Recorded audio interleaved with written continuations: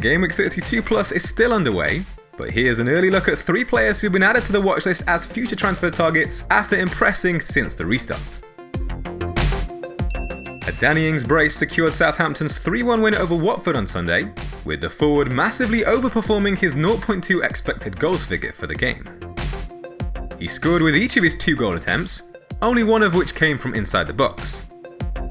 But the 27-year-old is gunning for the Golden Boot, with 18 league goals, only ranking behind Jamie Vardy as things stand, despite an XG of just 12.8 for the season. After the game, manager Ralph Hasenhüttl backed his number 9 to finish as the league's top scorer, and eased any concerns of rotation, saying, "We will play with him in the last 6 games, and that means he will have 6 games to score."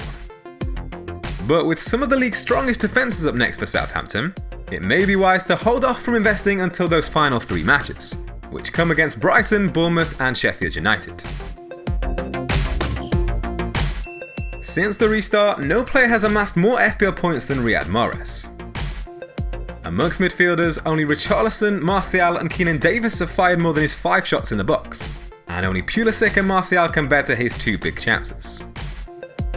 With so little rest time in between games, it seems inevitable that most players will have their minutes managed at some point.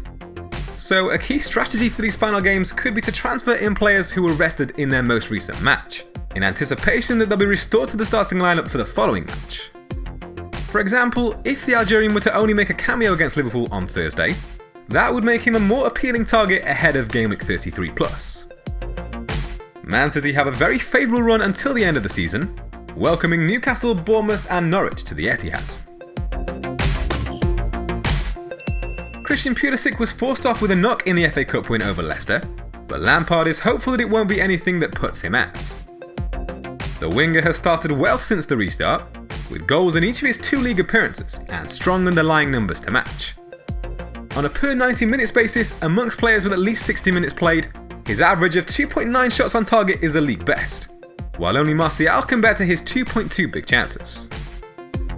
Throughout the season, the 21-year-old has averaged 4.7 points per game, with only Abraham and Alonso faring better amongst teammates. He averages 0.53 goals per 90 minutes, which ranks top amongst FPL midfielders priced under 7.5 million.